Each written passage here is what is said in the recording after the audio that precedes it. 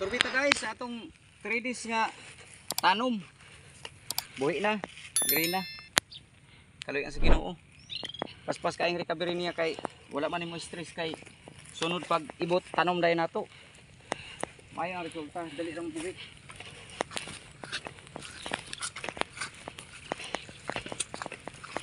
Balik kay naglutaw ang tanom sayang hybrid.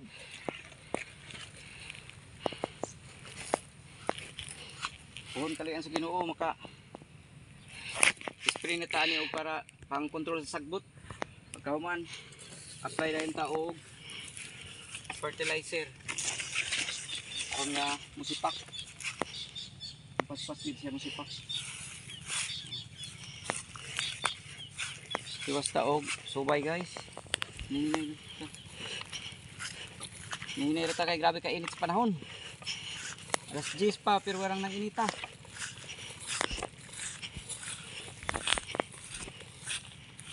Itong tanawon kay og napay kuhol atong i-control wa naman. Ikaunon mo na ito similya.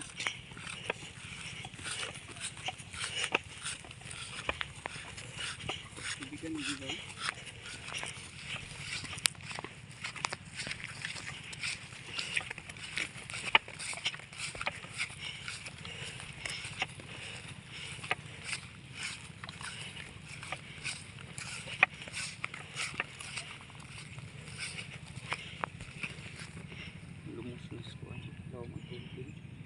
Ano niya matambak ni pagsapil. Ang gibugahan sa atong kuan, water pump.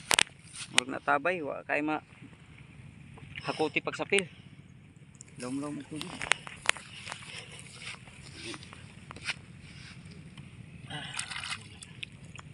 Bubong bitaw.